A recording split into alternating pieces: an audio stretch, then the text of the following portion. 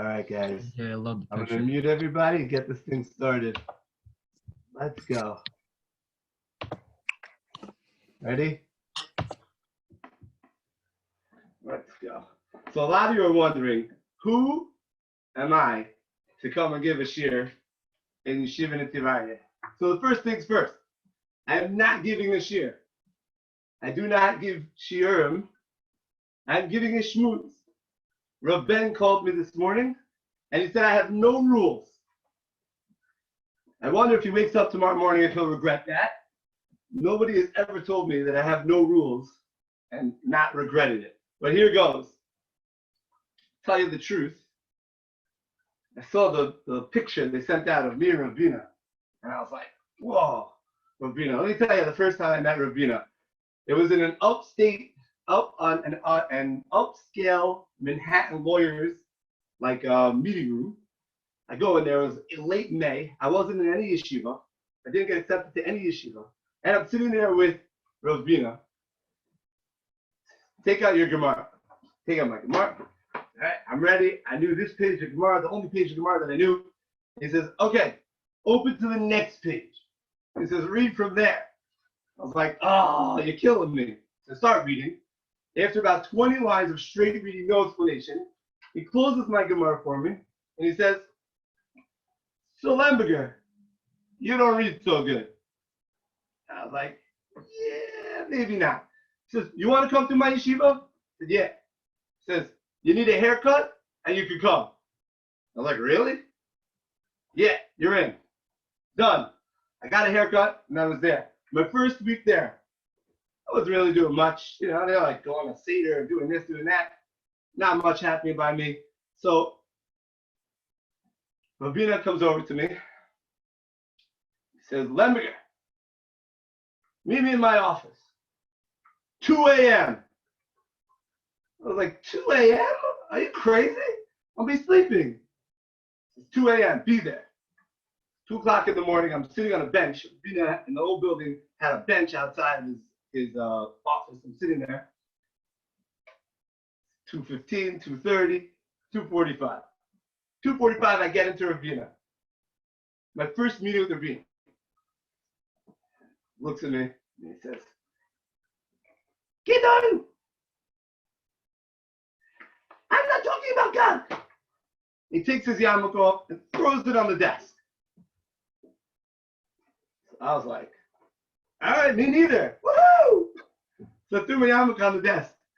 We sat there for 2 hours till almost 5 o'clock in the morning talking, and not one of us picked up our yarmulke from the desk. And we sat there in a shmooze, him, me, no yarmulke, nothing. But from that comes everything else. Rabina Mamish, a tzaddik, you have no idea. Some of you, he probably could be the first person who believed that you could make something of yourself for some of us. Mamish, an unbelievable person. That's Rabina. But how did I get here to the Shmooze right now? Rav Ben. And a lot of you probably are wondering, what is Rav Ben's real true story? Rav Ben told me I have no rules. Here goes. Rav Ben was my roommate, Shana Aleph, in Yeshiva HaKotel. Yes, Rav Ben Leibovich, or as I knew him as Lebo. Lebo was my roommate, Shana Aleph. It was me, him, and a guy named, I don't remember his real name, but we all called him Mikey Rowe. His name was really Rafi Marinelli, but he looked like a guy named Mikey Rowe, so we all called him Mikey Rowe. In fact, I think, 3/4 of the way through the year, he said, can you guys stop calling me that? It's not my name. And I was like, what? It's not your name? So it was me and Ben Leibovich. No, Ben, as he's got known to call. Roommates. Bondsmen. We were together. We were not going to learn Torah. Me and Ruben, that's right. Ruben, he had like spiked up front hair. I had like the more traditional shaggy-ish look. He had a spiked up front hair, always with the gel, making it look good. We're not going to learn Torah. No Torah. Okay. A couple weeks in, came Sukkot, come back. Rabbi starts reading books. Oh, stop reading the books, man. Are you Kaplan? Guide for the Perplexed. This one, stacks of English books next to his bed, reading them till 1 a.m., 2 a.m., waking up in the morning, going to Shacharis. I started getting fed up. I said, Ben, we had a deal. Lembo, no Torah. Come on, man. I don't know. I don't know what to tell you. He started coming back from the base medrash at night Seder, and I made fun of him relentlessly. Mamish, relentless. All over him. And I realized, slowly but surely, he was coming back later and later and later. Until I found out the truth. The truth was, he would go into the courtyard, look up at the window to see if the light was on. If the light was on, he went back to the base medrash. If the light was off, he went upstairs and went to sleep. So maybe, could be, that I caused Rabbi to learn. Okay, I'm not taking credit for it. But one night I figured out his little trick, and I closed the lights early.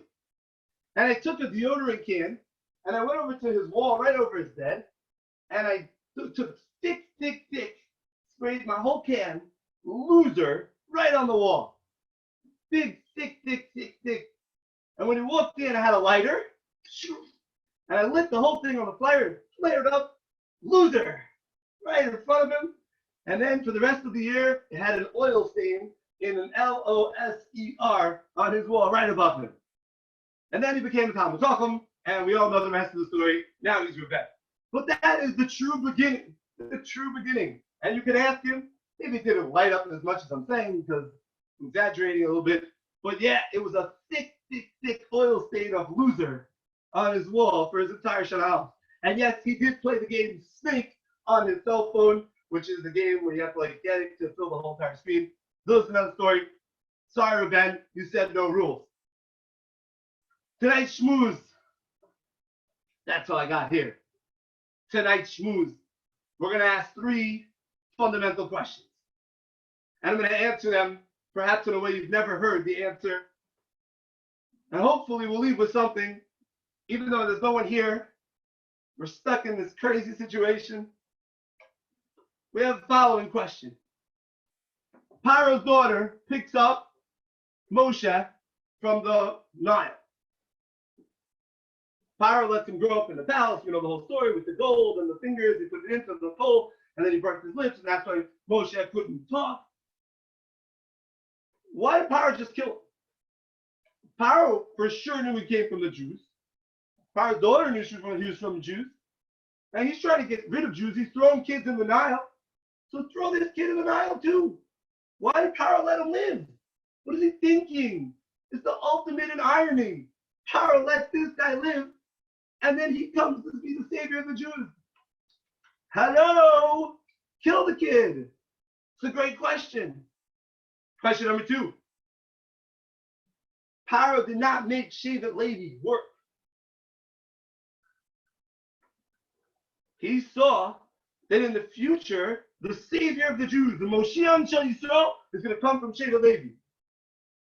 She's not going to make them work. Make them work harder. Make them work double. Separate men from women. No children. Destroy the Shevet. Kill them out. You know that the Moshiach is going to come from them. What do you mean? Don't let them work. Be nicer to them? That makes no sense. It doesn't make any sense. And question number 3 comes from a pasuk. The pasuk says during Makkah's down that Paro's magicians were able to do the same thing. Paro's heart was strengthened. Didn't listen to him. Just as Hashem spoke. But then the next pasuk says, "Vayifen Paro vayovo beis." Paro turned and came to his house.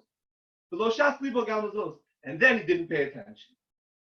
What do you mean? He already didn't pay attention. But then he went home and he didn't pay attention. And he didn't put anything to it. He already didn't pay attention. Why do you have to go home? What on earth is Paro going home so he didn't have to pay attention to? 3 questions. Rabbi said, this is a Lemberger Shmooze. I'm going to answer it the only way I know how to answer it. We're all stuck with this corona. We can't go out. Yeshiva ended. It's mamish insanity going on in the world. Country shutting down.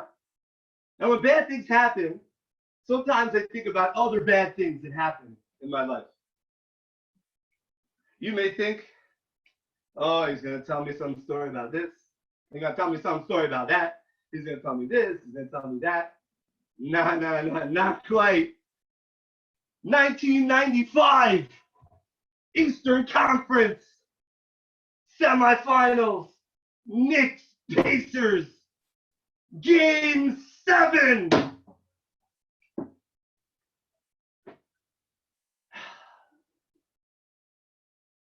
Knicks have the ball.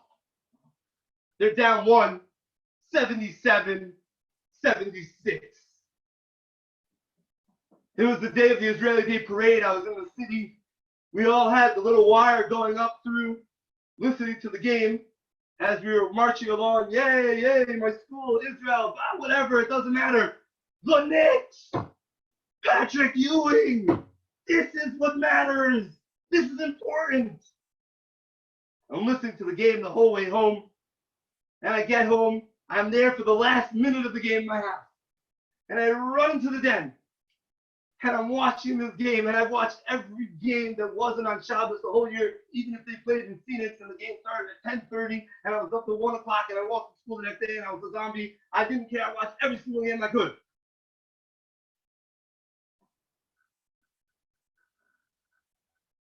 And then the unthinkable happened.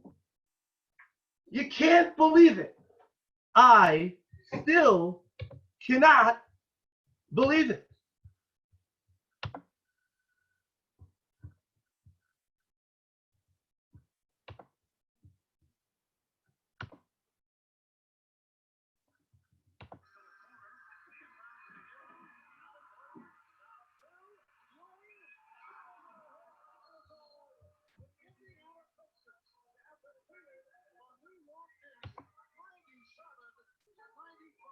Are you kidding me? Are you kidding me? 77-76, and he misses a finger roll. Are you kidding me? I remember the blood sinking through my face as I watched him. He had the ball. He's going to the middle. He's up. Dunk it, Patrick! Finger roll, back rim, and out.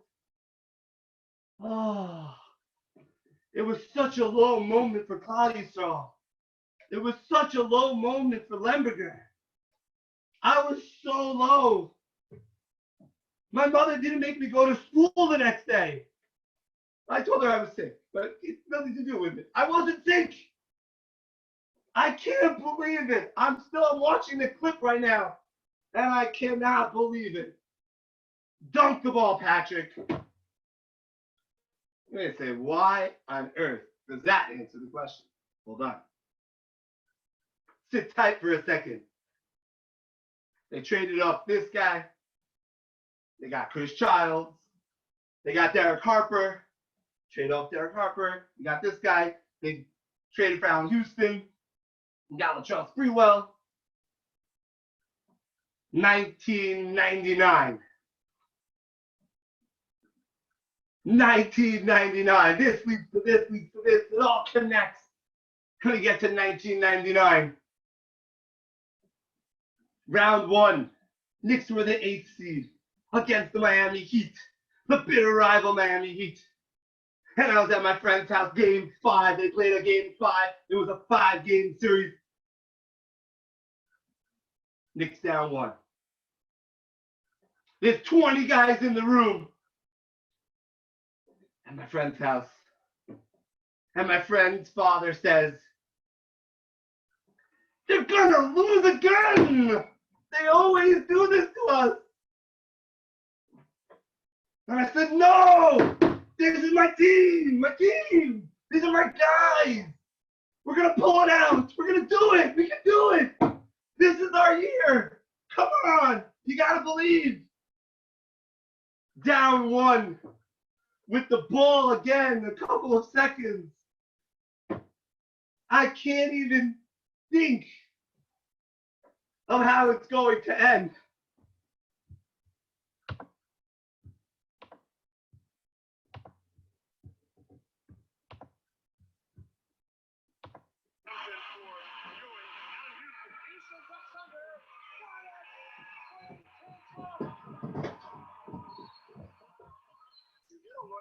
Yeah, look at it again. No, front rim, backboard, in. Oh my gosh. Gotta look at it again. Al Houston, runner in the lane, front rim, backboard, in. I am so excited about it. Yeah. Woo! Unbelievable. That's 21 years ago. I am pumped up about it. Unbelievable moment. I can't believe it. I still can't believe it. I yelled at the kid's father for 45 minutes, and then I drove up and down the street honking my horn for an hour until the kid's father finally called me and said, called out, I'm going to call the cops. Yes. I went home. I was so excited. It was the greatest day of all time. They didn't win the championship. They got to the final. Okay. Why am I telling you this? What does that do with anything? Come on. One is because it's awesome. But what connection do we really have to it? It's not a sports schmooze. What's my real connection to it? I chose it. I love it. For me, basketball, my Knicks. Love it. They stink, but whatever. We can do about it. They could say a little bit better. They could say a little bit better.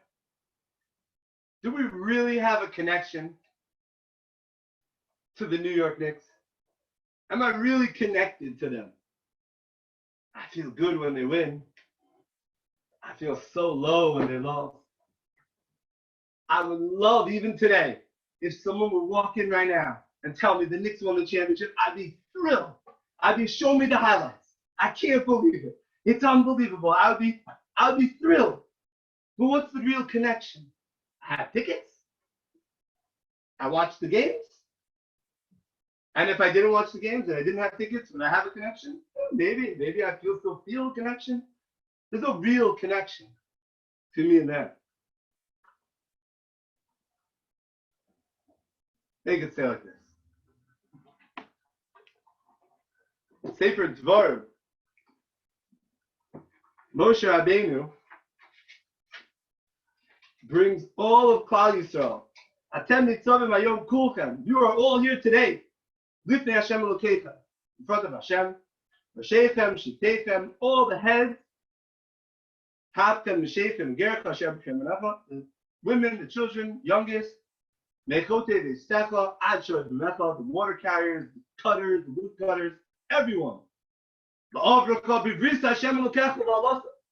To bring you into a covenant with Hashem. A second, they already had a covenant. And the first will explain the different covenant. The covenant before, the bris before, was individual bris. This was a bris together. This was everyone together a bris. Or as we know, Kol Yisrael Arabian Zelos. Wait a second. Kol Yisrael Arabian Zelos. That means that I have to worry if you do mitzvahs and you do averos, and you have to worry if I do mitzvahs and I do averos. We are all responsible for each other. And when we went into that bris, it got much deeper. It got much deeper. Because Hashem said, if you're going to go into this bris to care about each other's actions, I'm going to make instinctively in you that you all care about each other. That's right.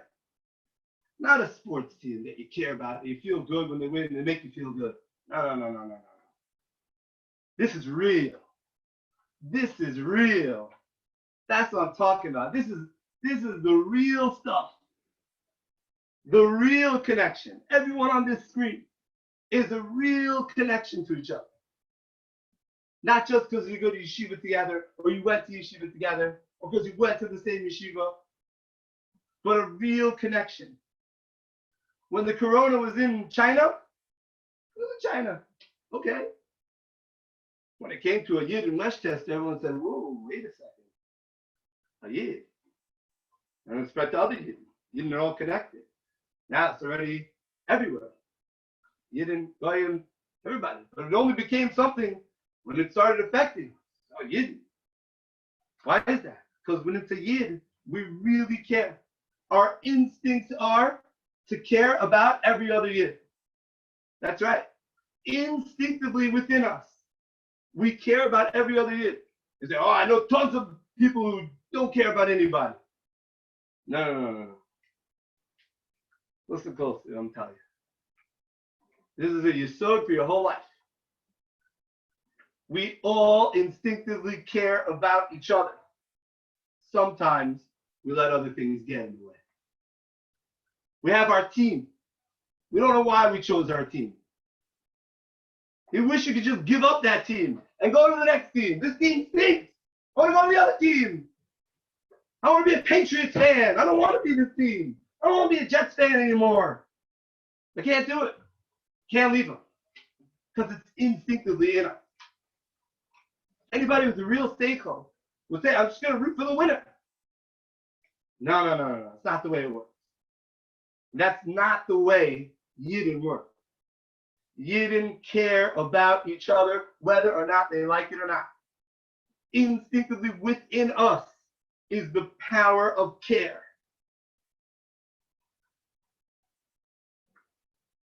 And go back to our 3 questions.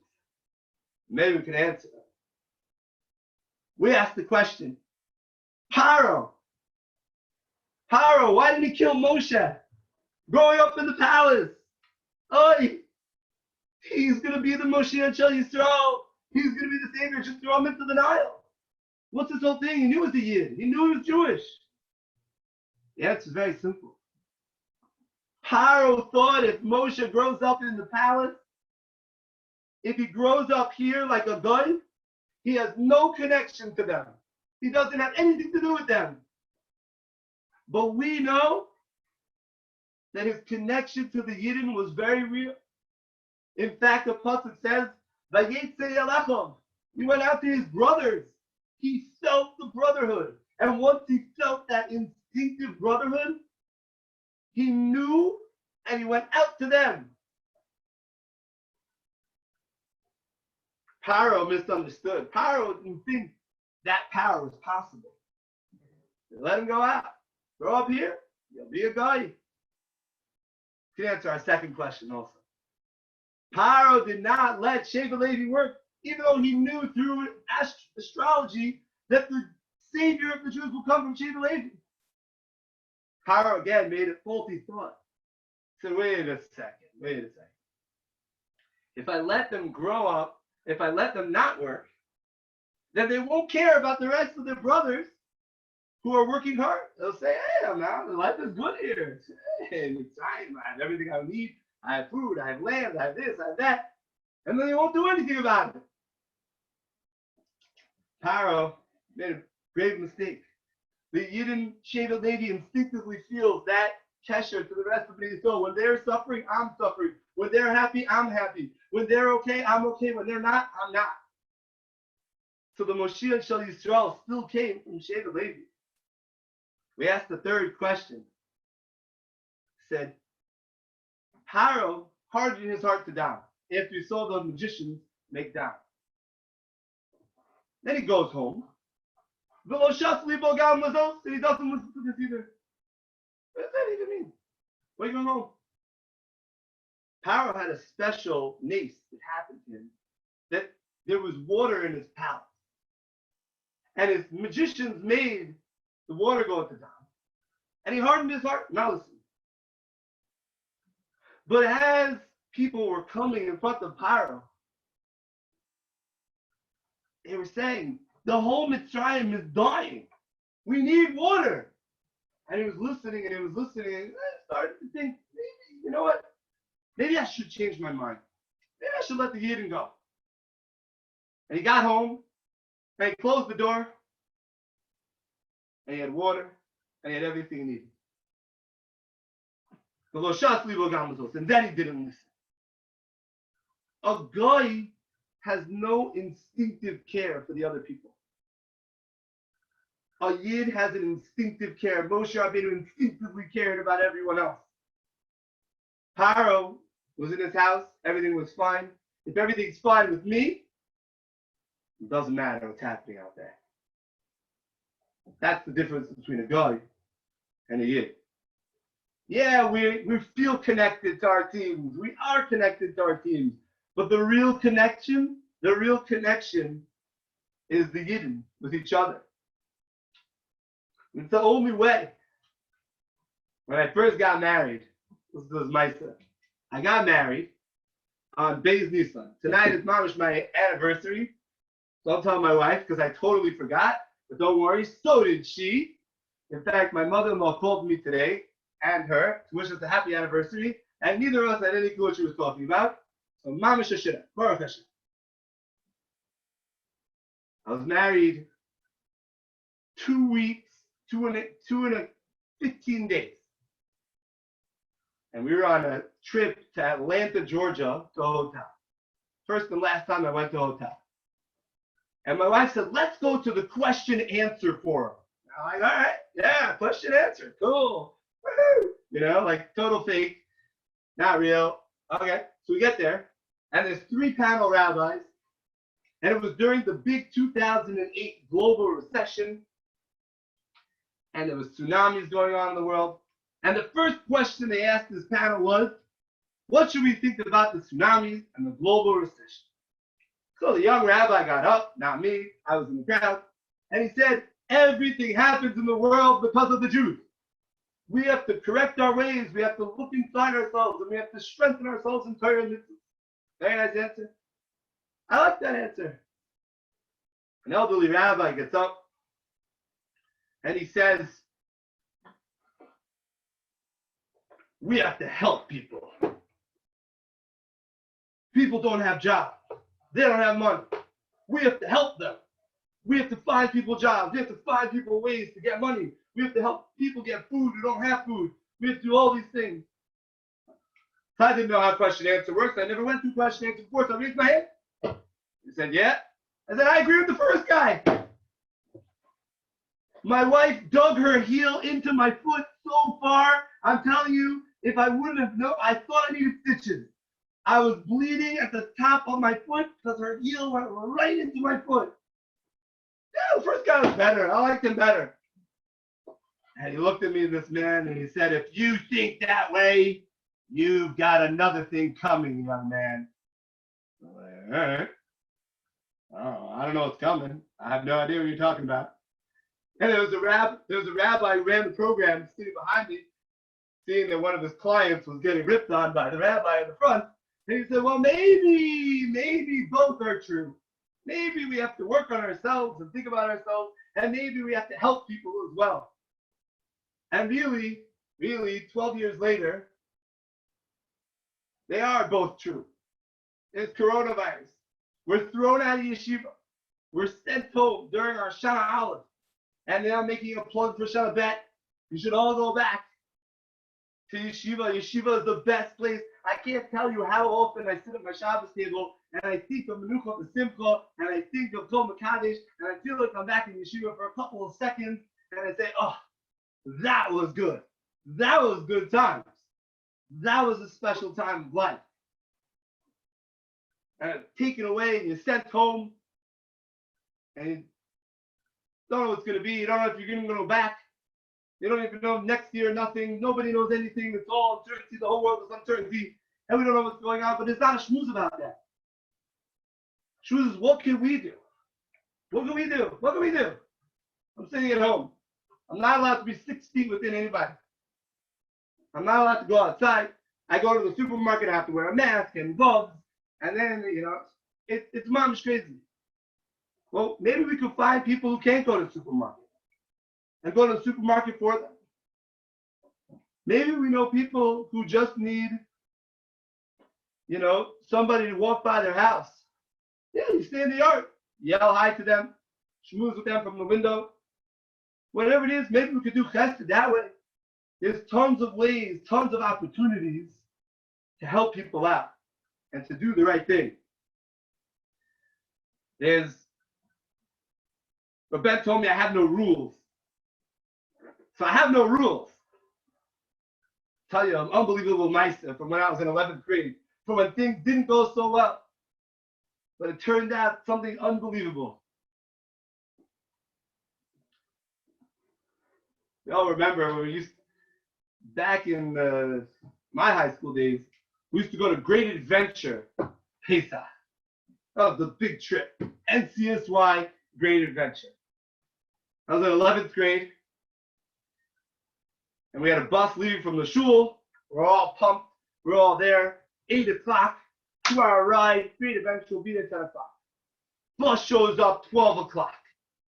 We're all going crazy.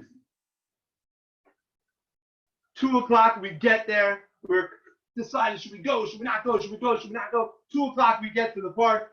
Closing at 5. 5 of us, they were friends.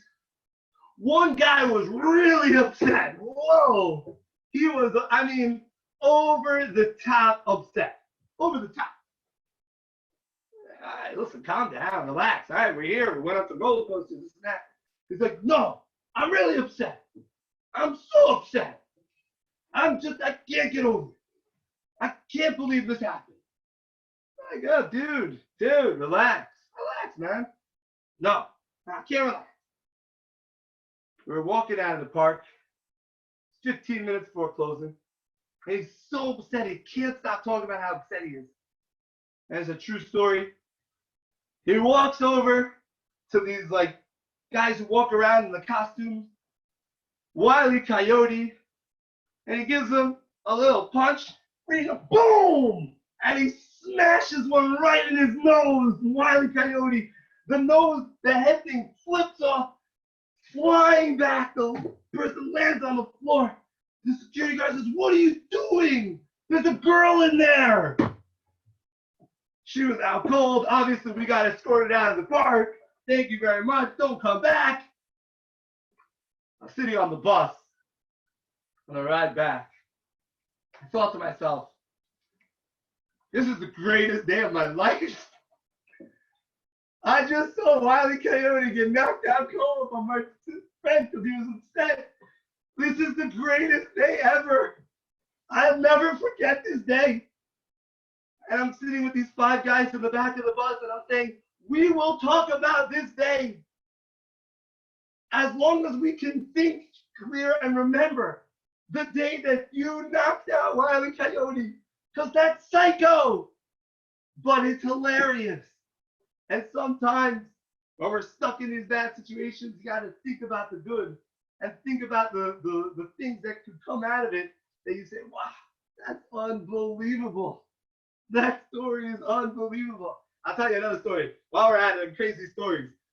So I was during my Shana Aleph, and Rabbi wasn't there for this one, but all the other Hafter guys were there for this one. Hafter, yeah, shout out, what up? So we're like this. We went to Shalavim for Shabbos. Shalavim, boom, yeah, okay, whatever. We went to Shalavim for Shabbos, and on the bus ride there, Rabina had a thing that you stayed up all night learning Thursday night. He didn't want guys to go out. And then he gave you certain things like sparring if you did it a number of times, and he'd give you this, and he would give you money to go to Rami's Pizza. I don't even know if it's still Rami's Pizza or the bagel store. I don't even remember the name of it. And he'd give you money and things like that. And then eventually some guys stopped taking the money for pizza, and they started taking the money for sparring, whatever it was. It was awesome. Friday, the bus ride towards Shalavim, though, we were all bomb tired. Dead tired. So we're sitting in the back, there's 10 of us. We're going to Shalavim for Shabbos. and a lady gets on the mic, and she starts talking. And she's talking and talking and talking and talking and talking on a public Egged bus. So we're all yelling from the back, be quiet, probably saying, shut up, be quiet, okay, fine. Probably had other French words that we can't say, and it was probably aimed at her. Finally, I said, enough, I'll take care of this myself. I went up to the front, and I grabbed the mic out, and I said, in an Israeli accent, I'm going to kill you. I'm going to take a knife out, and I'm going to stab your eyes out. True story. The entire front half of the bus was elderly people. Dead silent. The entire back half of the bus was young people. Woo! Yeah! Woo! They're going crazy. All right, I sit down. No big deal, right? She's finally off the mic, gets a piece of quiet. Bus pulls over. Not at the stop. At an army base. In comes army officers, soldiers, one after the other, onto the bus. Standing right over me. Where's the knife? I was like, what knife? What are you talking about? I don't actually have a knife. I just want her off the bus. They dragged me off the bus into an army base. True story. True story.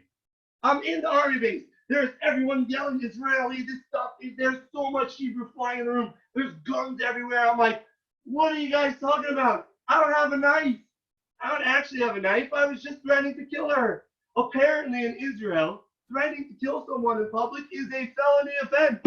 I highly don't recommend it.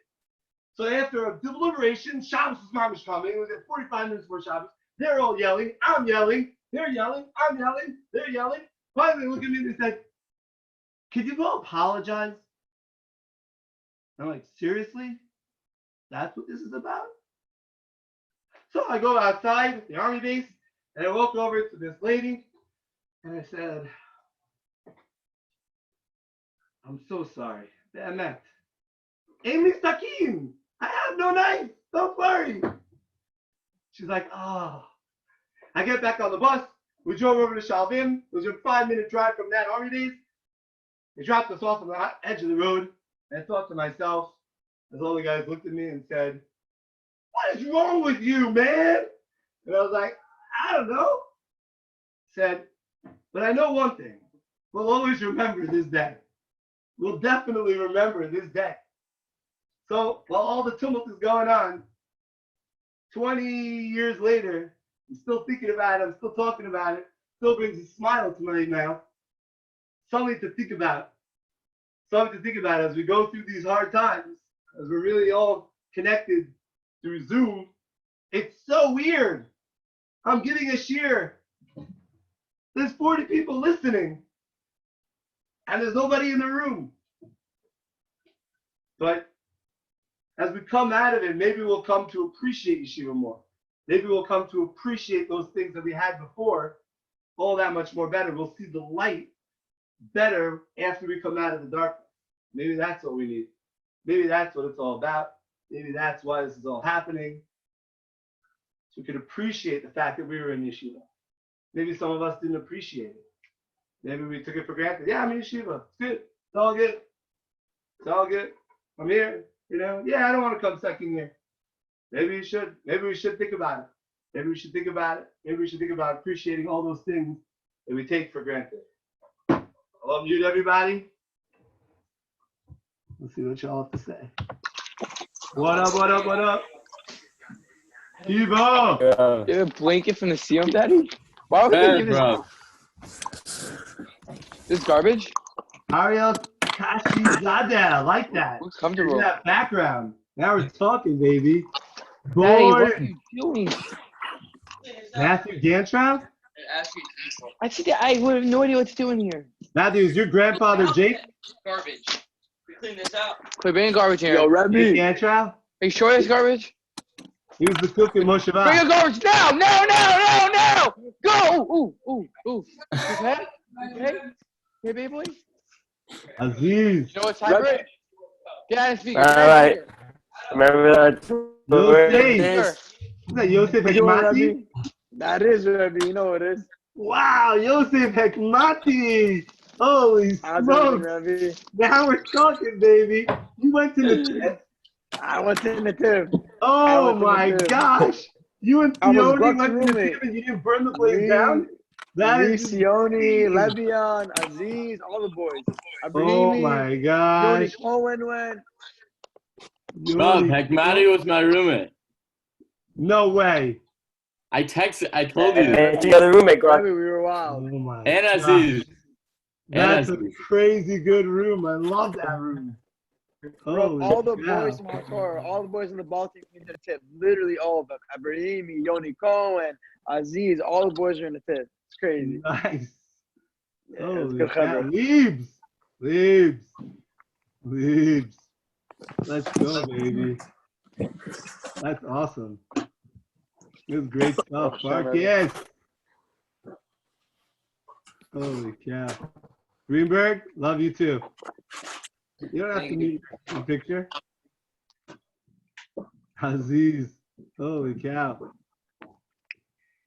Wow. Look at these hard Torah boys. Steiging. You guys are steiging? Like, Mati, you going back second year? You're a steiger? Rabbi, Put you on I'm the spot really, in front of really everybody. trying. Really trying. Yeah, get it done. Come on, I want to. You You will, know, you will. it's rough. I'm trying my best. I'm going to try my best, I promise you. Yeah, bro. You trying your my best is a lot to say. I want to Try be your best. back, but Persians, bro, they're No. the problem with this. Persians, we could take them. Come on. We could take Gotta them. do We could another take year them. with Akiva Gluck in the room. Let's go. We gotta do it. And also our brothers It was also. a big success. It was a big success. Big And your brothers, success. which one? Twins. That's a good year. They're both going in the tip? Both going to the tip. Oh my gosh. Which one did I have? I had Wow. Jonathan. what? Ellie. Jonathan, no? No, Ellie. Ellie? I had Ellie. That's right. That was a different life. Rabbi, that was so long amazing. ago. Hard Torah days are great. Wow. And then I had Farkas, Gluck, Boyne, all my class at the same time in South Shore and Leaves. That's Legend. great. Good old days, Rob. That was great days. And Dell was on here. I don't know where he went. Where is he? He left. Yeah. Rabbi, I'm going to go, but I'm going to see you. Have an amazing, amazing Shabbos. Great seeing you. Oh, his speech was like, really? Rabbi is amazing. Thank you so much. Stay in touch, Rabbi. We hope to do it in real life person next. Amen. For sure. Rob, shkoyach from the speech. Shkoyach. Thanks a lot. Thanks for listening. Rob, shkoyach. I have a quick question. Quick question. Yeah, hit me.